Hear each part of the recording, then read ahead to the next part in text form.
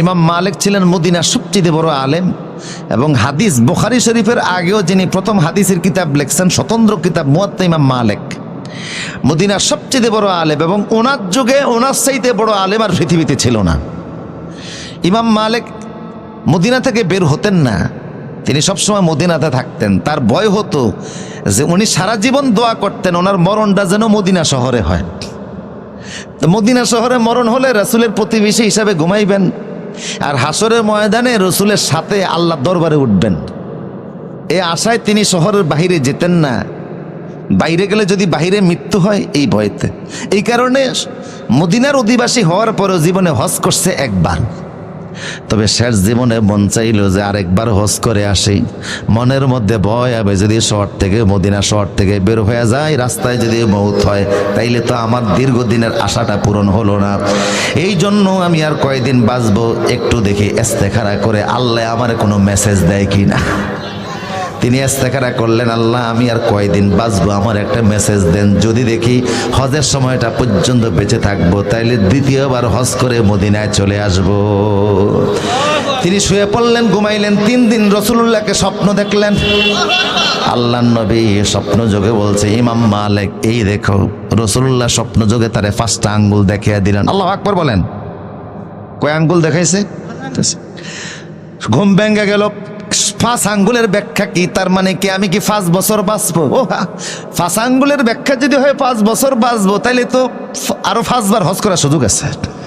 কিন্তু যদি 5 মাস হয় তাইলেও হজের সুযোগ আছে। কিন্তু যদি 5 দিন হয় আর 5 ঘন্টাও তো হতে পারে। 5 আঙ্গুলের ব্যাখ্যা কি জানার দরকার। এই জন্য তিনি তার গোলামকে বললেন, বর্তমান যুগের সবচেয়ে আলেম ইবনে শিরিনের কাছে যাও, উনি শব্দের ব্যাখ্যা ভালো জানে, তারে গিয়ে জিজ্ঞেস করো আমি আর কয়দিন বা এই শব্দের ব্যাখ্যা কি। উনি যদি নাম জানতে চায় নাম বলা যাবে না। খাদেম চলে আসছে। ইমাম ইবনে শিরিনের কাছে গিয়ে বলে, মদিনা শহরের একজন ব্যক্তি স্বপ্ন দেখেছে যে উনি আর কয়দিন বাঁচবে জানার জন্য ইস্তেখারা করেছিল। রাসূলুল্লাহ স্বপ্ন যোগে ওনারে 5 আঙ্গুল দেখাইছে। বলুন তো শব্দের ব্যাখ্যাটা কি? উনি বললেন নাম বলো, নাম বললে শব্দের ব্যাখ্যা বলবো। খাদেম কয় নাম বলা নিষেধ। কথা কয় না। ইবনে শিরিন বলল নাম বলো, খাদেম বলো নাম বলা নিষেধ। ইবনে শিরিন বলে নাম না বললে শব্দের ব্যাখ্যা বলাটাও নিষেধ। চলে গেছে খাদেম। হুজুর নাম জানা ছাড়া উনি ব্যাখ্যা বলতে চায় না। ইমাম মালিক বললেন নাম জানা ছাড়া যেহেতু ব্যাখ্যা বলতে চায় না, ঠিক আছে আমার নামটা বলে দিও, দেখো এবার ব্যাখ্যাটা কি দেয়। বলল হুজুর নাম হলো ইমাম মালিক, উনি স্বপ্নে দেখছে। ইবনে শিরিন বলে আমারও দৃঢ় বিশ্বাস জগতের সবচেয়ে বড় আলেম ছাড়া এই স্বপ্ন কেউ দেখতে পারে না। কিছু স্বপ্ন আছে আলেমরা দেখবে, সাধারণ মানুষের দেখা সম্ভবই না। শোনো, তোমার ইমাম, জগতের ইমাম, বিশ্ববিখ্যাত ইমাম স্বপ্ন যোগে দেখেছে আল্লাহর নবী তারে 5 আঙ্গুল দেখাইছে। তারও মানে হলো এটা 5 বছর নয়, 5 মাস নয়, সময়ের কোনো হিসাব নয়। উনি স্বপ্ন যোগে জানতে চাইছে উনি আর কয়দিন বাঁচবে ওইটা জানতে চাইছে। রাসূলুল্লাহ তারে 5টা আঙ্গুল দেখে বুঝাইছে ইমাম মালিক এমন 5টা এলেম আছে যে এলেমগুলি আল্লাহ ছাড়া কেউ জানে না। ইন্নাল্লাহা ইনদাহু ইলমুস সাআহ, কিয়ামত কবে হবে আল্লাহ ছাড়া কেউ জানে না, আমি মুহাম্মদ নিজেও জানি না। আল্লাহু আকবার। ওয়া ইউনাজ্জিলুল গায়সা মিনাস সামা, আসমান থেকে কখন বৃষ্টি পড়বে কেউ জানে না। মায়ের পেটের মধ্যে কি আছে কেউ জানে না। আর শুনে রাখো, মানুষ কোন জায়গায় মরবে, কোন স্থানে মরবে এটাও কেউ জানে না। তুমি আগামীকাল কি খাবা এটাও তুমি জানো না। তোমার মৃত্যুর সন তারিখ কেউ তুমি জানো না, একমাত্র কে জানেন। কাজে এই বিষয় নিয়ে ইস্তেখারা করে লাভ নেই। তাহলে স্বপ্নের ব্যাখ্যা দেওয়ার জন্য বিশেষ জ্ঞানী হওয়া লাগে। কথা বলেন না কা? ইউসুফ আলাইহিস সালাম বললেন তোমাদের স্বপ্নের ব্যাখ্যা আমি জানি, কারণ আল্লাহ আমারে শিখিয়েছে। রাতের খাবার আসার আগে আগে আমি তোমাদের স্বপ্নের ব্যাখ্যাটা বলে দিব। আল্লাহু আকবার। মনোযোগ আছে আপনাদের? এই 2 জন লোক ছিল, যেই 2 জন লোক ওনার প্রতিবেশী, জেলখানার প্রতিবেশী, ফাঁসের রুমেই থাকতো। এই 2 যুবক ছিল রাজদরবারের কর্মচারী। দেশের বাদশা, মিশরের বাদশার নাম হলো রাইয়ান ইবনে ওয়ালিদ। তো উনি দেশের বাদশা, একজন ভালো মানুষ, যদিও মুশরিক, তবে তারও কিছু শত্রু ছিল। প্রত্যেক রাজ দরবারে রাজশক্তি যারা হয়, রাষ্ট্রপ্রধান যারা হয়, তাদের কিছু শত্রু আছে না নাই? ওই রাজ দরবারের শত্রুরা চাইল বাচ্চার রায়্যান ইবনে ওয়ালিদকে হত্যা করতে। এখন হত্যা করবে কিভাবে? এত তো সহজ না, অনেক সিকিউরিটি মেনটেন করে ওনারা চলে। কথা বলেন ঠিক কিনা? কত সিকিউরিটি। সাবেক এই এক প্রধানমন্ত্রীর একটা প্রোগ্রামে একবার গেছিলাম, আমাকে রাষ্ট্রীয় মেহমান হিসেবে দাওয়াত দিয়েছিল একটা বিশেষ কারণে। তো সেখানে যাওয়ার পরে দেখলাম যে ছাদের উপরে এসএসের, কথা বলেন না, রাস্তায় দাঁড়ানো, আশপাশে তো যাওয়াই যায় না, আমাদেরকে দূরে চেয়ার দিছে। চেয়ারে ছিলাম, এটা 2012 সাল বা 13 সালের কথা হবে, 12 সালেরই কথা হবে। ওই জায়গায় নিয়ে বসতে দিয়েছে। দেখলাম সিকিউরিটি কাকে বলে, কাছে যাওয়ার কারণে দেখলাম এটা কতটা সুরক্ষিত থাকে। এরপরেও যখন নসিব খারাপ হয়, এর মধ্যে দিয়ে আল্লাহ যদি কাউরে বিদায় করতে চান, বিদায় করে দেন। কথা বলেন ঠিক কিনা? কারণ সারা দুনিয়া তোমারে পাহারা দিল, আল্লাহর একটা বুলেট থেকে নিজেকে বাঁচানো সম্ভব? আর সারা দুনিয়া যদি তোমারে হত্যার চেষ্টা করে, আল্লাহ যদি পক্ষে থাকে, কেউ কিছু করতে পারবে না। রসুদি তো ওনার ষড়যন্ত্রকারীরা ওনাকে মারার ষড়যন্ত্র করতেছে। এখন কিভাবে মারা যায়? তারা কৌশল করলো যে বাচ্চার কাছের দুইটা মানুষ আছে, একটা হলো সাকি, যে বাচ্চারে শরবত বানিয়ে খাওয়ায়, মদ বানিয়ে খাওয়ায়, আরেকটা হলো খুববাজ, যে বাচ্চার রাজ দরবারে ডেলি রুটি নিয়ে ওনারে খাওয়ায় দুপুর সকাল রাতে। কাজে এই দুইটা লোকের যদি ম্যানেজ করা যায়, ওরা যদি ওদের খাবারে বিষ মিশাইতে পারে, তো বাচ্চা শেষ, আমাদের উদ্দেশ্য সফল। সাকি যে শরবত পান করায়, খাপ্পাত যে রুটি খাওয়ায়, দুইটা লোকের সাথে ষড়যন্ত্রকারীরা কৌশল করলো, আলাপ আলোচনা করলো, চুক্তি করলো, তোমাদেরকে এত টাকা দিমু, টাকার বিনিময়ে তুমি তোমার শরবতের ভিতরে বিষ মিশাবা, আর তুমি তোমার রুটির ভিতরে বিষ মিশাবা। এগুলির মিশানো খাবার যদি বাচ্চারে খাওয়ায়, বাচ্চা শেষ, তোমাদের টাকা তোমরা পেয়ে যাবা। চুক্তি অনুযায়ী যিনি রুটিওয়ালা ছিলেন তিনি টাকা গ্রহণ করছেন, ঠিক আছে, আমার রুটিতে বিষ মাসিয়া খাওয়াবো। কিন্তু যিনি শরবত খাওয়াতেন তিনি বললেন, না, আমি এ চুক্তি মানি না। প্রাথমিকভাবে চিন্তা করছিলাম কাজটা করব, কিন্তু এখন দেখি আমার 100 কোটি টাকা দিলেও এত বড় অন্যায় করা ঠিক হবে না, রাত বাচ্চার সাথে বেঈমানি করা ঠিক হবে না, কারণ আমি ওনার ব্যক্তিগত কর্মচারী। কথা বুঝতেছেন কিনা? দুইজন প্রথম রাজি হয়েছে, এখন রাজিতে একজন আছে, আরেকজন নাই। দুইজন খাবার নিয়ে ভিতরে প্রবেশ করছে দুপুরবেলা, একজনের হাতে শরবত, আরেকজনের হাতে রুটি। ভিতরে যাওয়ার পরে সাকে যে শরবত খাওয়ায়, কয় যা পানা, ওই মিশরের বাচ্চা এই যে আপনার রুটি যে বানায়া খাওয়ায়, আজকে তার রুটি খাবেন না। কয় কেন? কয় তার রুটির ভিতরে বিষ মিশানো আছে। রুটিওয়ালায় কয় যাহা পানা, তার শরবতও খাবেন না, তার হে শরবতের মধ্যে বিষ আছে। কারণ দুজনেই তো জানে দুজনের সাথে কন্ট্যাক্ট হয়েছে, কিন্তু টাকা কে গ্রহণ করছে, কে করে নেয়, এটা তো আর জানে না। কথা বুঝতেছেন কিনা? বাচ্চা বলল, এত বড় কথা, দুইজনকে দোষী সাব্যস্ত করো। একজন বলো রুটিতে বিষ আছে, আর একজন বলো শরবতে বিষ আছে। ঠিক আছে, আজকে আমি শরবতও খাবো না, রুটিও খাবো না, তোদের শরবত তুই খা, তোর রুটি তুই খা। পড়ছে বিপদের মধ্যে। কথা বুঝেন না? শরবত কয় যা ফানা, আমি শরবত খাবো, এই দেখেন খাইতে আছে। ও তো জানে ওর শরবতের মধ্যে কি নাই, ও তো আর টাকা নেয় নেই। রুটিওয়ালারে কয় তুই রুটি খা, কয় আমি খাবো না। চেঁচা শুরু করছে, মারতেছে, কিন্তু বললো না আমি রুটি খাবো না।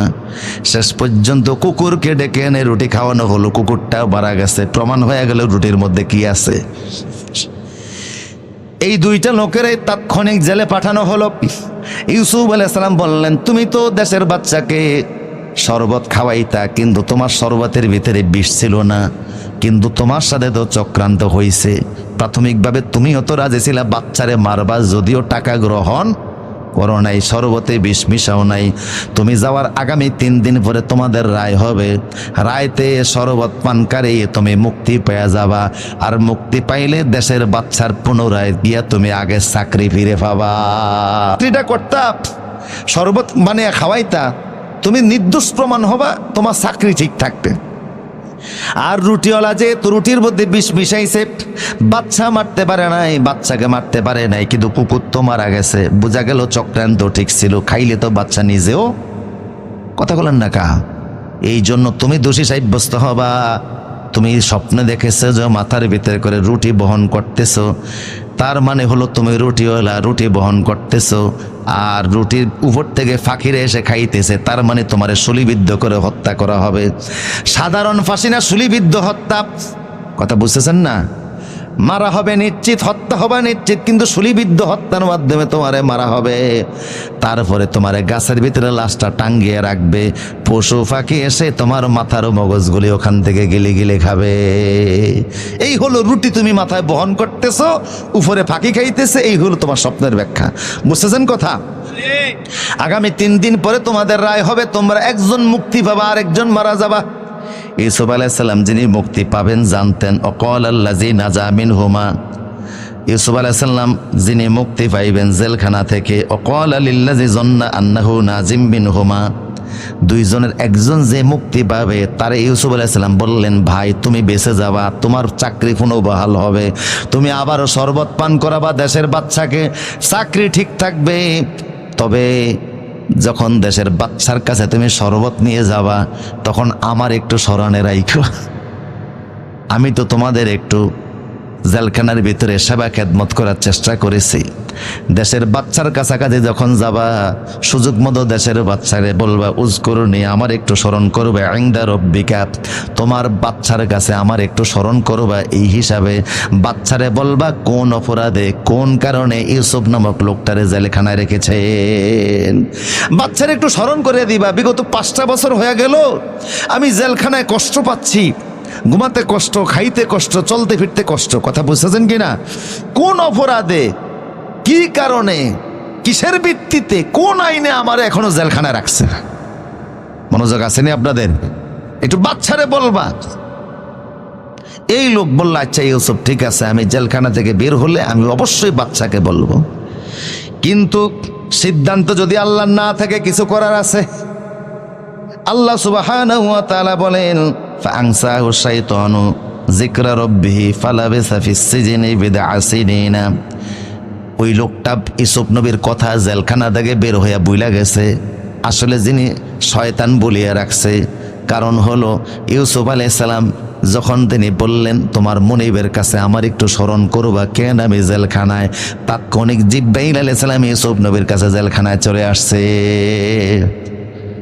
যা বলতেছি সব কোরআন, এর বাইরে কিছু না। জিব্রাইল এসে বলে, ইউসুফ বলুন তো, আপনারা যিনি পৃথিবীর অর্ধেক সৌন্দর্য দিয়ে সৃষ্টি করছেন তিনি কে? বলুন তো কে? বাবার কাছে প্রিয় করছে কে? কুয়া থেকে উদ্ধার করছে যিনি তিনি কে? জুলেখার ষড়যন্ত্র থেকে যিনি সেভ করে আপনারে নিরাপদ একটা জায়গায় রাখছে তিনি কে? তো সে আল্লাহরে বাদ দিয়া কারে উকিল বানাইছেন? এই যে আপনার জন্য একটু সুপারিশ করত, কেন তারে বললেন?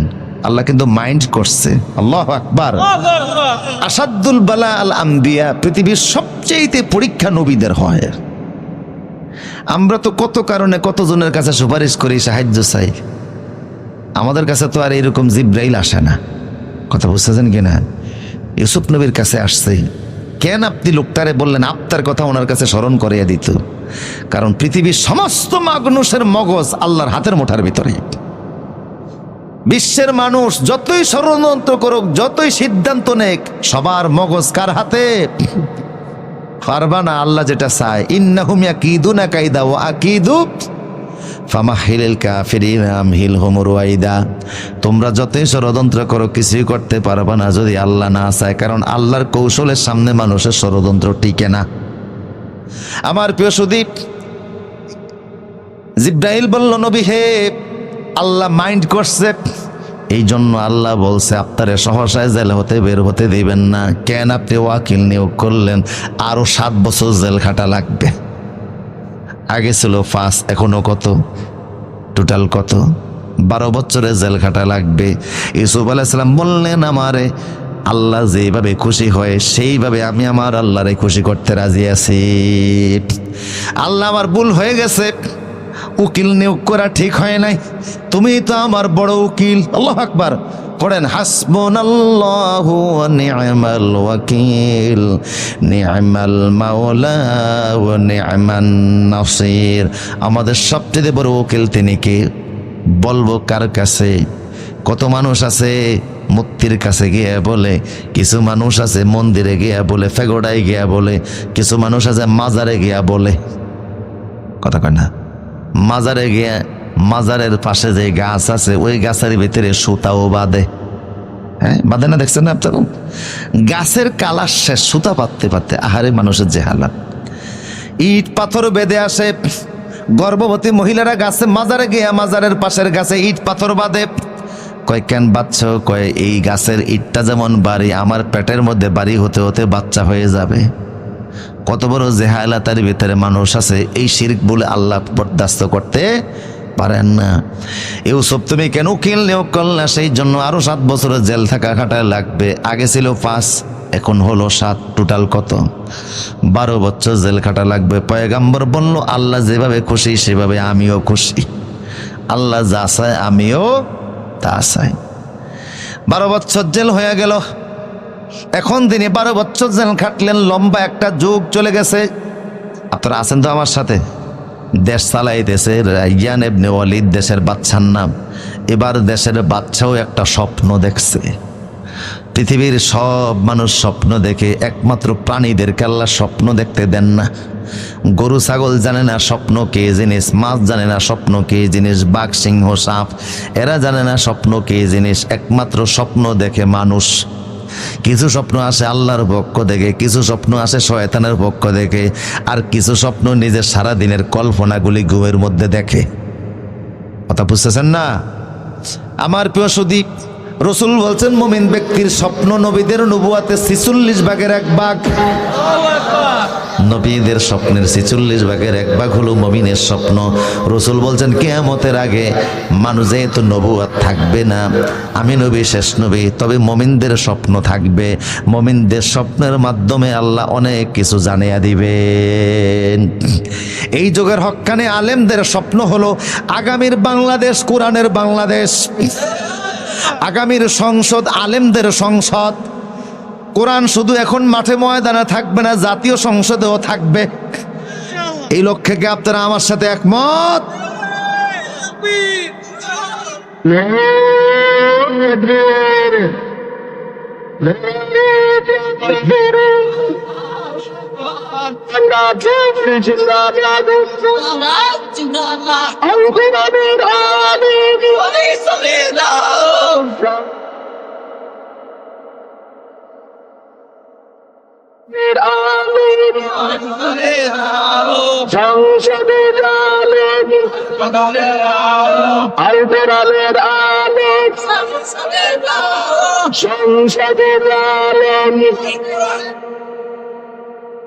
আমার সম্মানিত প্রিয় সুদী, আলেমরা যে স্বপ্ন দেখে আমরাও স্বপ্নের সাথে একমত। আলহামদুলিল্লাহ বলেন আলহামদুলিল্লাহ।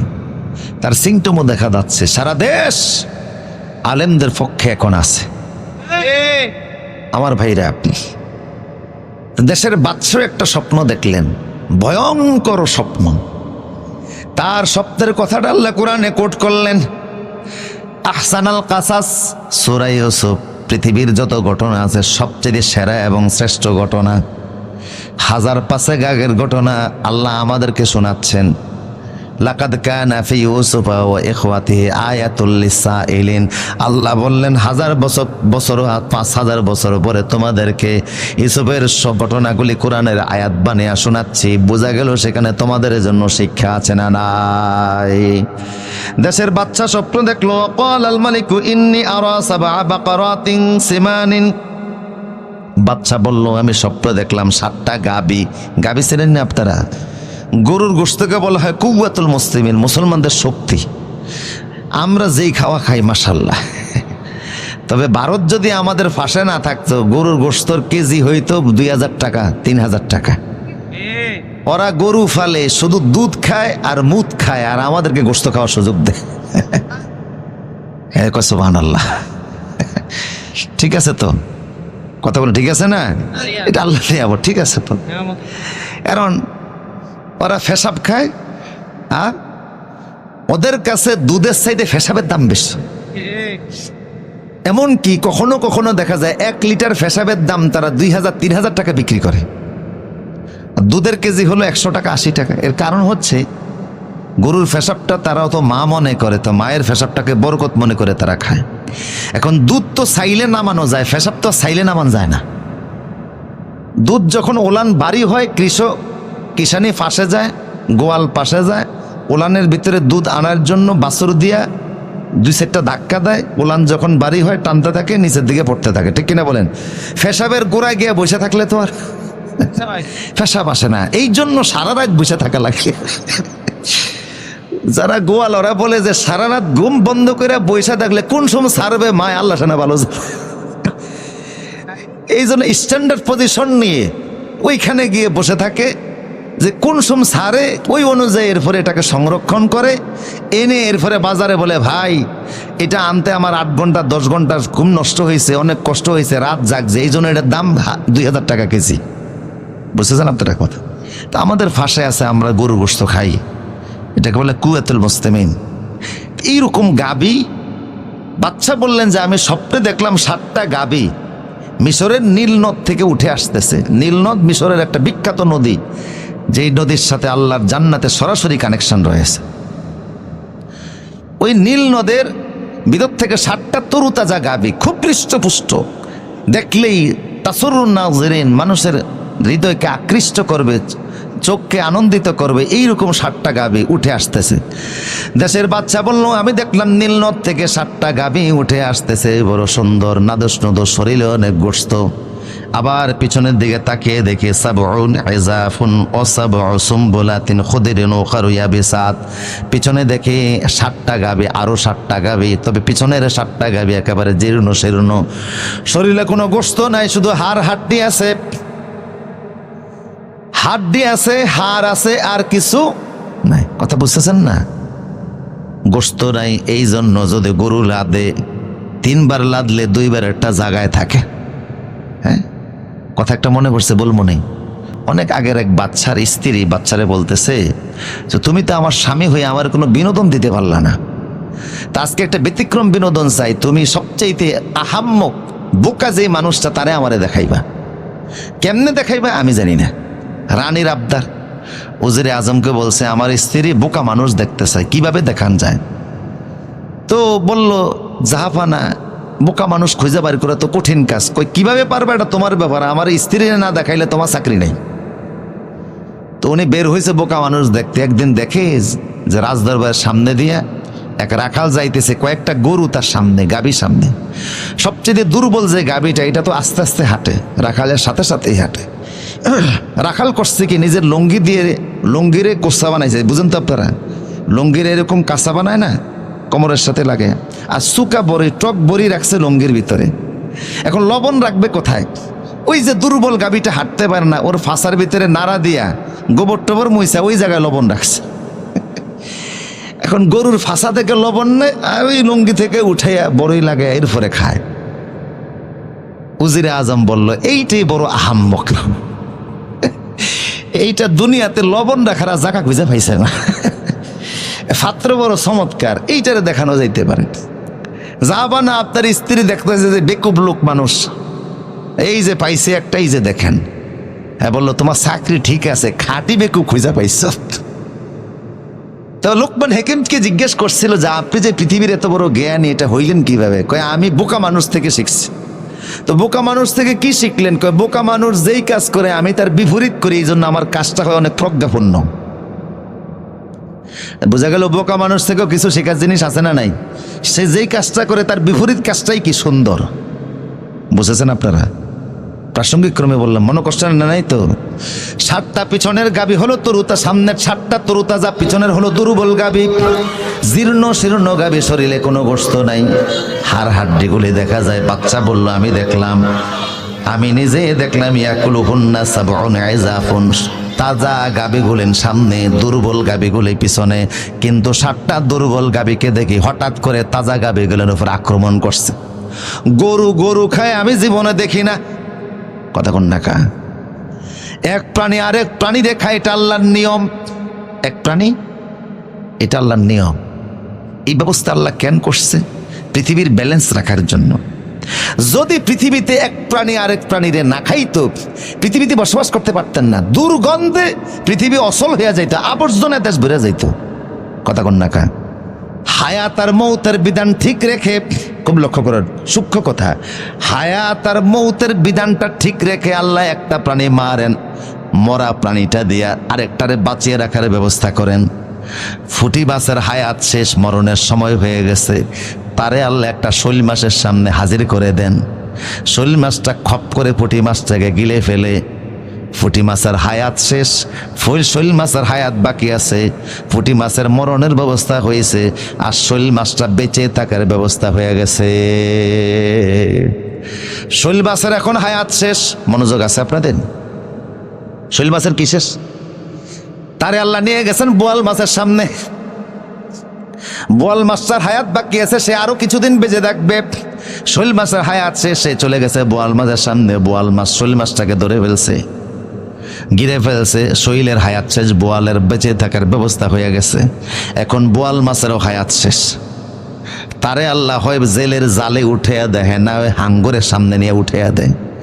হাঙ্গরের কয় তুই খা, অথবা জেলের কয় তুই জাল দিয়া টাইনা উঠা।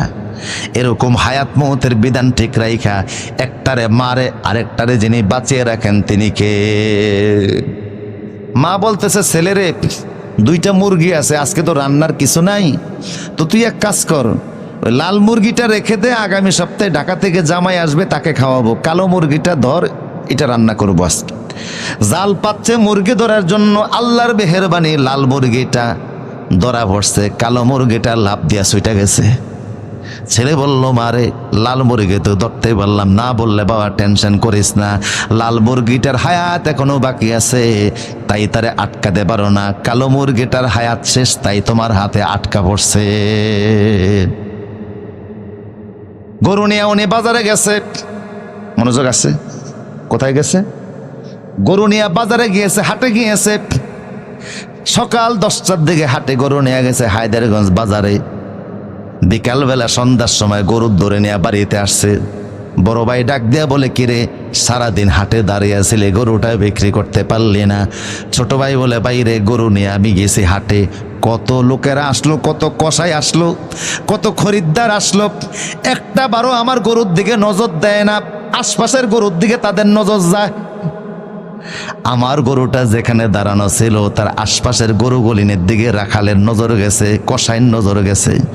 ওই গরুগুলিনকে তারা ওজন দিছে, মাপছে, কয় কেজি হবে দেখছে, খরিদ করছে, কিনছে, ট্রাকের মধ্যে উঠাইয়া এরপরে তারা কসাইখানায় নিয়ে জবাই করে গোশতগুলিনকে ভাগ করে মানুষের মাঝে বিক্রি করে দিছে।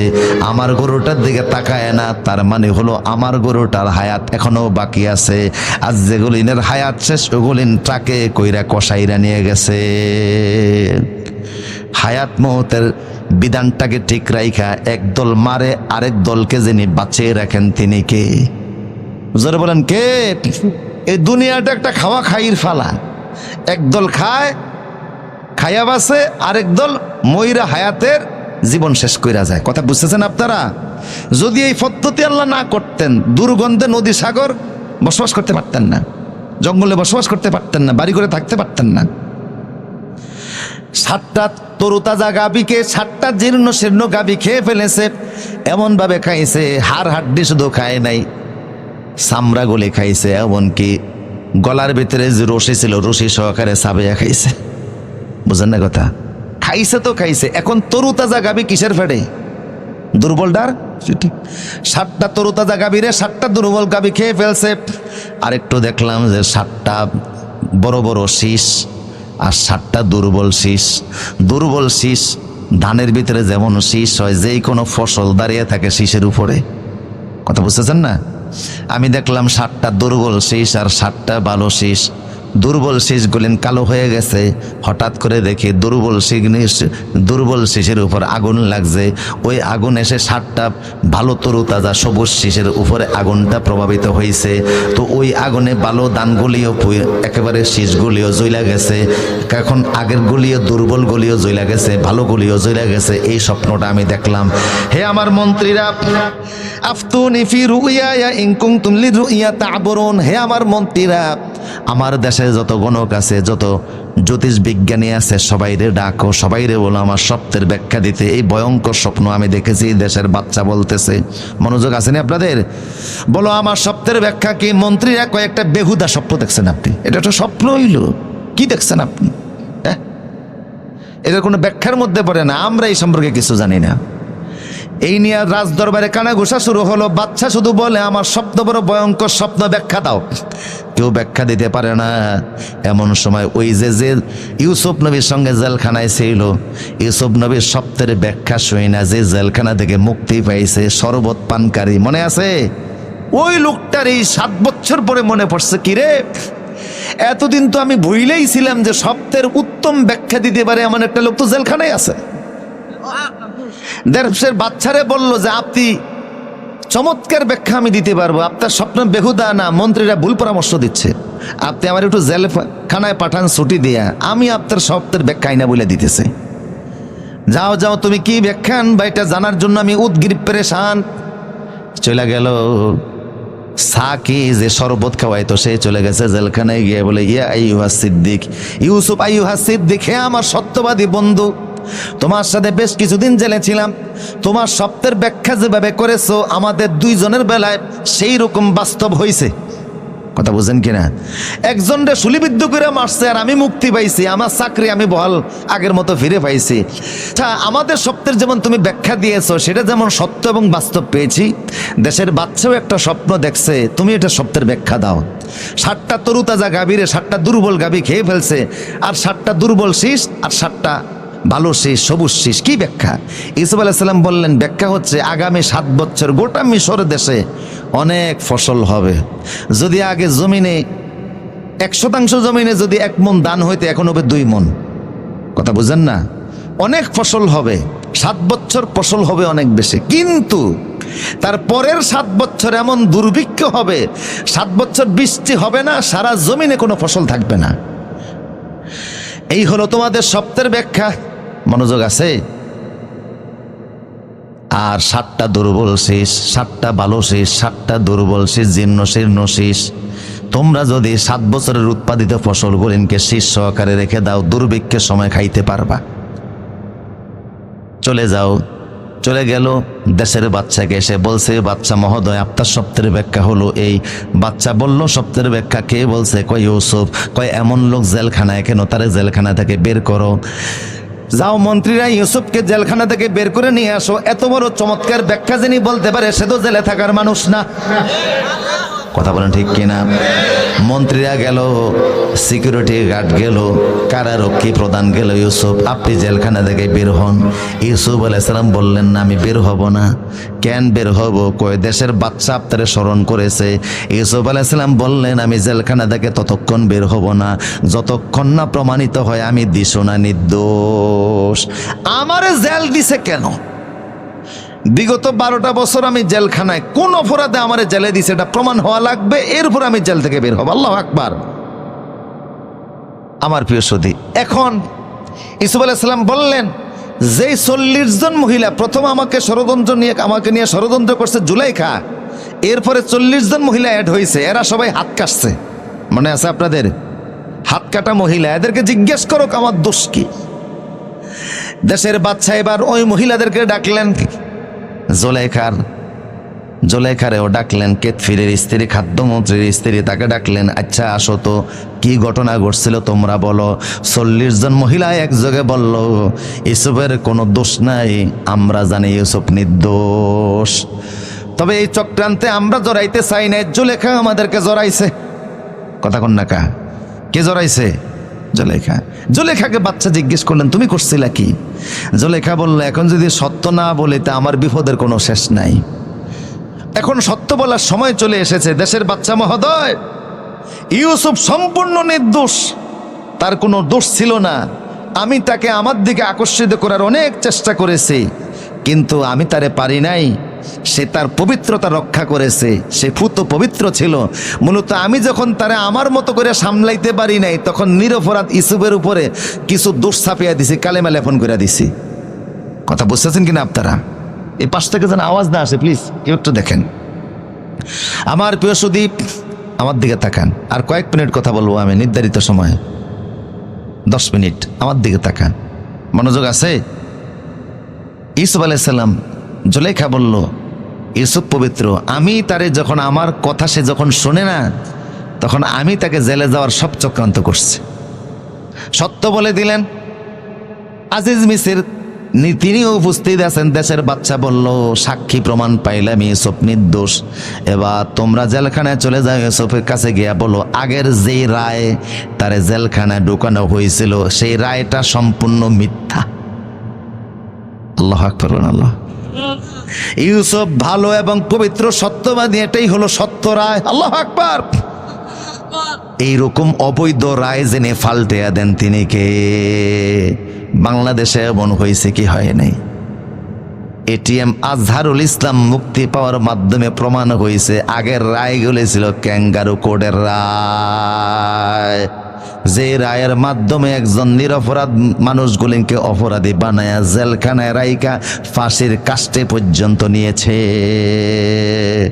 এখন সেই নিজের হাতের বানানো গাছের ডাল নিজের কান্দের উপর ভাঙ্গা পড়ছে, নিজের তৈরি করা কোড এখন নিজের বিরুদ্ধে রায় দিচ্ছে। আল্লাহ আছে না নাই? আমার প্রিয় সুদীপ, ইউসুফ আলাইহিস সালাম জেলখানার ভিতরে জেলার সহকারে দেশের গণ্যমান্য ব্যক্তিবর্গ গিয়ে বললেন, ইউসুফ আগের রায় সম্পূর্ণ মিথ্যা, এই রায় প্রমাণিত হয়েছে তুমি নির্দোষ, ষড়যন্ত্রের শিকার হয়ে তুমি জেলখানায় আসছো, আমরা তোমার কাছে সরি বলতেছি। ইউসুফ আসো, সসম্মানে তোমার জেলখানা থেকে আমরা বের করে নিয়ে যাব। ইউসুফ আলাইহিস সালাম জেলখানা থেকে সসম্মানে ইজ্জতের সাথে গার্ড অফ অনার দিয়ে ওনাকে জেলখানা থেকে বের করা হচ্ছে। আল্লাহু আকবার বলেন। কিন্তু মাঝখান দিয়ে জীবনের কত বছর শেষ? 12 বছর। জেলখানা থেকে বের হওয়ার পরে আমি খুব শর্ট করে দিচ্ছি, আপনাদের কষ্ট হচ্ছে মনে হয় না? যখন দেশের বাচ্চা ওনাকে কাছে ডেকে নিলেন, ইউসুফ তোমার কাছে সঠিক পরামর্শ পাবো, বলো তো আমার সত্যের ব্যাখ্যাটা কি? আমার তো ঘুম নিদ্রা হারাম হয়ে গেছে, কি হতে যাচ্ছে দেশের মধ্যে?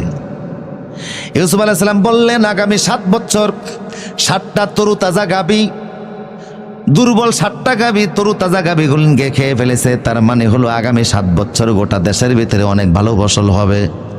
পরবর্তী 7 বছর দুর্ভিক্ষ আসবে, এমন দুর্ভিক্ষ মিশরে কোনো ফসল হবে না, বৃষ্টিপাত হবে না, খাওয়ার মতো কিছুই থাকবে না। তাহলে দুর্ভিক্ষের বছরগুলিকে আমরা কিভাবে রক্ষা করব, কিভাবে নিজেদের পেটের খিদা মিটাবো? ইউসুফ আলাইহিস সালাম বললেন, এখন যে 7 বছর, সামনের যে 7 বছর ফসল হবে, সব ফসল খাওয়া যাবে না, কিছু ফসল সংরক্ষণ করে রাখতে হবে, জমা রাখতে হবে, কিছু খাইবেন, কিছু জমা রাখবেন, জমা খাবারগুলি দিয়া পরবর্তী 7 বছর আপনাদের জীবন চালাবেন।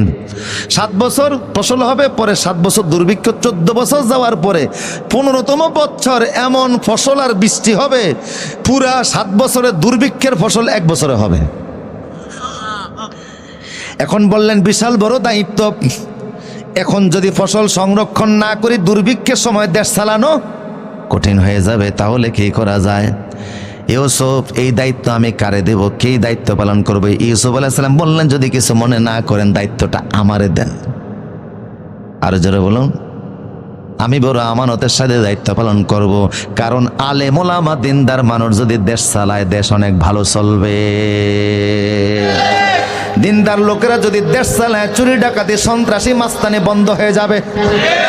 কথা বলেন ঠিক কিনা? কারণ যারা ব্যক্তি জীবনে আমানতদার, জাতীয় জীবনেও তারা আমানতদার। যারা ব্যক্তি জীবনে তাহাজ্জুদ গুজার, এমপি মন্ত্রী হলেও তারা তাহাজ্জুদ গুজার। কথা বলেন ঠিক কিনা? যারা ব্যক্তি জীবনে মানুষের হক মাইরা খায় না, তারা ক্ষমতা পাইলেও হক মাইরা খাবে না। এই জন্য দায়িত্বটা আমারে দেন। এবার বলুন তো, রাষ্ট্র ক্ষমতায় যাওয়ার কথা কোরআনের মধ্যে আছে না নাই? আমি চাইলে আয়াত বাই আয়াত দিয়ে বলতে পারতাম, সময়ের কারণে শর্ট করে দিচ্ছি, কথাটা মূল কথা শেষ করতেছি। ইউসুফ আলাইহিস সালাম দায়িত্ব গ্রহণ করলেন। আল্লাহু আকবার বলেন। দেশের বাচ্চা ওনার জন্য সিংহাসন একটা বানাইছে, 30 হাত চওড়া, 10 হাত উঁচু, স্বর্ণমানিক মুক্তার রাজকীয় পোশাক দিয়া আজকে অভিষেক কইরা গোটা দেশবাসীকে একত্রিত করে ওনাকে সম্মানের চেয়ারে বসাইয়া দিছে। গর্তের লোকটা আজকে কোথায়? মিশরের সিংহাসনে। সুবহানাল্লাহ বলবেন না? এখন ইউসুফ আলাইহিস সালাম দেশ দায়িত্ব নেওয়ার পরে দেশের বাদশা বললেন, ইউসুফ আমি আর কোনো দায়িত্ব পালন করব না, শুধু তোমাকে খাদ্যমন্ত্রী আর অর্থমন্ত্রী না, গোটা দেশ এখন তোমার হাতে। আমি নামমাত্র বাদশা, আমি ঘরে চলে গেলাম, আমি আর বের হব না এই ঘর থেকে। তুমি মাঝে মধ্যে একটু আমার খোঁজ খবর রাখো, সমস্ত দায়িত্ব ইউসুফ নবীর হাতে। তিনি প্রথম 7 বছর গোটা মিশরবাসীকে বললেন, তোমাদের প্রয়োজনীয় খাবারগুলি খাবা, অতিরিক্ত খাবার আমার কাছে বিক্রি করবা। এখন বিক্রিওয়ালা খাবারগুলি আমি জমা করব কিভাবে? সারা দেশের মধ্যে তিনি গোডাউন বানাইলেন। কথা বুঝতেছেন কিনা? বিশাল বড় বড় গোডাউন বানাইলেন। বললেন, তোমরা যে খাদ্যগুলি জমিন থেকে হবে এগুলি শীষ থেকে আলাদা করবা না, গমের শীষ সহকারে গম রাখবা, ধানের শীষ সহকারে ধান রাখবা, শীষ সহকারে আমার কাছে বিক্রি করবা, আমি গোডাউনে জমা রাখবো। 7 বছর তিনি জমা রাখলেন। এখন দুর্ভিক্ষ আসবে। দুর্ভিক্ষের আলামত কিভাবে আসবে? হঠাৎ করে রাত 12টার দিকে দেশের বাচ্চা অলিদ দেবরাইয়ান চিৎকার করে উঠলে, ইউসুফ খিদায় মরে যাচ্ছি, আমার পেট শেষ। ইউসুফ আলাইহিস সালাম রাজপ্রাসাদ থেকে দৌড়ালেন। দেশের বাচ্চা চিৎকার করে, কেন, কি হয়েছে আপনার? কয়, ক্ষুধা ক্ষুধা, আই এম হাংরি। বললেন, আপনি কি আসার পরে খাবার খেয়ে ঘুমান না? কয়, খাইছি তো। তো মাত্র এখন বাজে 12টা, 2-3 ঘন্টা গেছে। কয়, কি লিগে জানি, সব খাবার শেষ হয়ে গেছে, প্রচন্ড খিদায়। ইউসুফ আলাইহিস সালাম বললেন, আপনার পেটের মাধ্যমে মিশর দেশে দুর্ভিক্ষের সূচনা আল্লাহ শুরু করে দিয়েছেন। তার মানে হলো এখন রাত 12টা, এখন থেকে আগামী 7 বছর গোটা দেশের মধ্যে দুর্ভিক্ষ থাকবে। কথা বুঝেন কিনা? শুরু হয়ে গেল দুর্ভিক্ষ 7 বছর। এখন মিশরবাসী যারা আগে খাদ্য জমা করে রাখছে, 6 মাসে তাদের খাবার শেষ। বাঁচতে হইলে তো খাবার কিনে লাগবে। শুধু মিশরে অভাব না, কেনানেও অভাব, সিরিয়াতে অভাব, ফিলিস্তিনে অভাব। এখন দেশের জনগণ ইউসুফ নবীর কাছে যায়, আমাদেরকে তুমি খাবার দাও, তোমার কাছে তো রাষ্ট্রীয়ভাবে জমা আছে। ইউসুফ আলাইহিস সালাম আইন করলেন, একটা পরিবারকে আমি 1 বছরে খাবার দিব একবার। কয়বার? এক পরিবার বছরে খাবার পাবে একবার, এবং একটা পরিবার পাবে 195 কেজি 600 গ্রাম। হাদিসে আসছে 60 সা। তো সা তো আর আপনারা 60 অসাক, অসাক আর সা তো বুঝবেন না, আমি এটারে গুণ দিয়ে নিছি আর কি, মানে 195 কেজি 600 গ্রাম। কথা বুঝতেছেন? একটা পরিবার বছরে একবার পাবে। কয়বার? বিনা পয়সায় পাবে না, টাকা দিয়ে কিনে নেওয়া লাগবে। দেশের জনগণ জমানো টাকা দিয়ে খাবার নিতেছে, 1 বছর শেষ। কিন্তু আল্লাহর কি মহিমা, প্রথম বছরে গোটা মিশরের জনগণের হাতে টাকা নাই। প্রথম বছরে টাকা দিয়া তারা খাবার নেওয়ার কারণে কোনো টাকা নাই। দ্বিতীয় বছর কি দ্বারা খাবার কিনবে? ইউসুফ, না খেয়ে তো থাকতে পারবো না, টাকা পয়সা নাই, স্বর্ণ গহনা আছে। ইউসুফ বললেন, সেটাই দাও। মহিলারা নাকের ফুল, কানের দুল, গলার হার দিয়া খাবার কিনতেছে স্বামীদের হাতে। নগদ টাকা পয়সা নাই তো স্বর্ণ অলংকার, জমানো স্বর্ণ অলংকারের বিনিময়ে খাদ্য কিনে। 3 নম্বর বছর আসার পরে দেখা গেল এখন তাদের কাছে স্বর্ণ গহনাও নাই। এখন কি দ্বারা খাবার কিনবে? কয়, ইউসুফ, আমাদের পশু আছে, ছাগল আছে, বেড়া আছে, গরু আছে। ইউসুফ আলাইহিস সালাম বলেন, এগুলোর বিনিময়ে খাবার নাও। পশু সম্পদের বিনিময়ে তারা খাবার নিল। বুঝেননি আপনারা কথা? 4র্থ বছর আসলো ইউসুফ, এখন কি দ্বারা খাবার নিব? আমাদের হাতে এখন দাস দাসী ছাড়া কিছুই নাই। বললেন, দাস দাসের মাধ্যমে আমার কাছে জমা রেখা খাবার নাও। 5ম বছর খাবার নেব ইউসুফ, কি দিয়া? পশু সম্পদ নাই, নগদ টাকা পয়সা নাই, স্বর্ণ অলংকার নাই, দাস দাসী নাই। এখন কি আছে? জমি জামা আছে। ইউসুফ আলাইহিস সালাম বলেন, তাহলে জমি জামা আমারে দেয়া দাও, বিনিময়ে খাবার নাও। মিশরবাসী সব জমি জামা ইউসুফ নবীর কাছে রাইখা দিছে। আল্লাহু আকবার। 6ষ্ঠ বছর আসছে ইউসুফ, কিসের বিনিময়ে খাবার নিব? ছেলে মেয়ে ছাড়া আর কিচ্ছু নাই। ঠিক আছে, ছেলে মেয়ে আপনার কাছে বিক্রি করে দিলাম, বিনিময়ে খাবার দেন। ইউসুফ নবী বাচ্চাদের বিনিময়ে, ছেলে সন্তানের বিনিময়ে খাবার দেয়। 7ম বছর চলে আসলো ইউসুফ, নগদ টাকা নাই, স্বর্ণ অলংকার নাই, জাগা জমিন নাই, পশু সম্পদ নাই, দাস দাসী নাই, ছেলে মেয়েও নাই, শুধু বাইচা আছি আমরা। আমাদের জীবনের বিনিময়ে আপনি খাবার দেন, আমরা আপনার কাছে বিক্রি হয়ে গেলাম। ইউসুফ আলাইহিস সালাম এদেরকেও কিনে নিলেন, বিনিময়ে খাবার দিলেন। 7 বছর শেষ, দুর্ভিক্ষ শেষ। দেশের বাচ্চাকে বললেন, গোটা দেশের সম্পদ, নগদ টাকা, স্বর্ণ, পশু, বাচ্চা কাচ্চা, দাস দাসী, জনগণ আমার হাতে। বলুন তো আমি কি সিদ্ধান্ত নিব? দেশের বাচ্চা বলল, আমারে কি জিজ্ঞাসা করুন, আমিও তো আপনার, দেশও আপনার। আল্লাহ বললেন, এ জালিমেরা শুনো, আমার ইউসুফকে জেলখানায় ঢুকাইছো মিথ্যা মামলায়, আর জেলে যেদিন ঢুকেছো সেদিন তোমরা গাদার পিঠে করে তারে মিশর ঘুরাইছো, অপমান করছো লোকটারে। অথচ সে আমার পয়গাম্বর, তার কোনো দোষ ছিল না। দেখছো আমি আল্লাহ কি করতে পারি? মাত্র 12 বছরের ব্যবধানে এখন তোমাদেরকে ইউসুফের পায়ের কাছের গোলাম বানিয়ে দিলাম। এই মিশরবাসী বলো তোমাদের হাতে এখন কি আছে? 12 বছর আগে যেই লোকটার অপমান করে জেলখানায় দিছো, এখন তোমাদের হাতে তোমাদের নগদ টাকা নাই, সম্পদ নাই, পশু নাই, দাস দাসী নাই, বাচ্চা কাচ্চা নাই, তোরা নিজেরাও এখন নিজের না, সব ইসপের হয়ে গেছে। পৃথিবীর ইতিহাসে এমন কোন বাচ্চা আসে নাই যে গোটা দেশের সব তার। পৃথিবীর ইতিহাসে বিগত 8000 বছর আগে আদম নবী কবরে ঘুমাইছেন।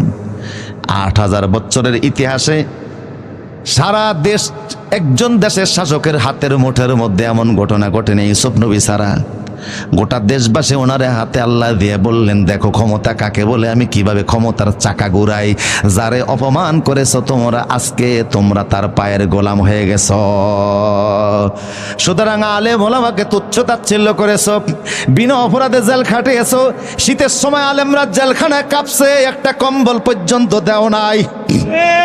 নিরপরাধ আলেমদেরকে শাস্তি দিয়েছো। আল্লাহ যদি রাগ করে তাইলে কঠিন শাস্তি দিতে পারে কি পারে না?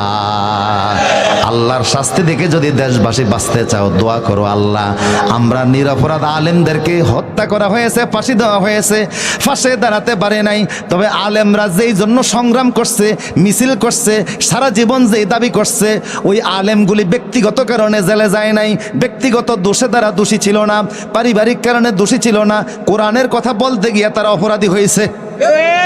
যেই কোরআনের কথা বলতে গিয়ে তারা অপরাধী হয়েছে, আমরা সেই কোরআনের বেলায় একমত হয়ে গেছি। তাদের কষ্টের বিনিময়টা আমরা দিব, তাদের স্বপ্ন পূরণ করব, আগামীর দেশ কোরআনের দেশ আমরা বানাবো। রাজি আছো ইনশাল্লাহ?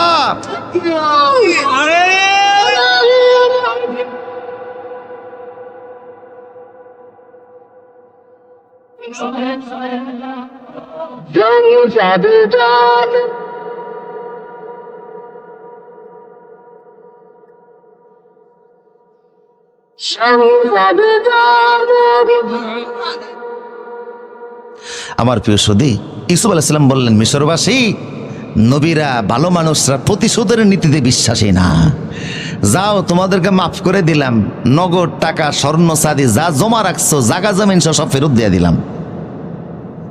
তবে একটা আইন করলাম, রাষ্ট্রের কোষাগার ঠিক রাখার জন্য বছরে জমিন থেকে যা ফসল উৎপাদন করবা তার 5 ভাগের 1 ভাগ রাষ্ট্রীয় কোষাগারে জমা করবা, আর সব তোমাদের। এটা পরে মিশরের আইন হয়ে গেল। তিনি 120 বছর বেঁচে ছিলেন, লম্বা একটা সময় দেশ চালাইছেন, শান্তিতে ভরপুর করে দিয়েছেন। সুতরাং ইসলাম থাকবে যেখানে, শান্তি থাকবে। আল্লাহ আমাদের সবাইকে মিলেমিশে বন্ধুত্বের সাথে, মোহাব্বতের সাথে থাকার তৌফিক দান করুন। কেউ আমাদের শত্রু না, সবাই আমাদের বন্ধু। কোরআনের প্রশ্নে আমরা হক কথা বলি, তবে প্রতিশোধের নীতিতে বিশ্বাস করি না। আসুন, আগামীর দেশ সমাজ গড়ার জন্য কোরআনের পক্ষে থেকে পারা যাবে ইনশাআল্লাহ। আল্লাহ কবুল করুন, আমিন। হাযা মিন ইনদিল মিনাল্লাহ আলাইহি তাওয়াক্কালতু ওয়া ইলাইহি। আসসালামু আলাইকুম ওয়া রাহমাতুল্লাহি ওয়া বারাকাতুহু। বিশেষ নির্মাণ থেকে আমরা যে আলোচনাগুলো শুনলাম, আল্লাহ রাব্বুল আলামিন আমাদের ব্যক্তিগত জীবন, পারিবারিক জীবন, রাষ্ট্রীয় জীবন পালন করার তৌফিক দান করুন।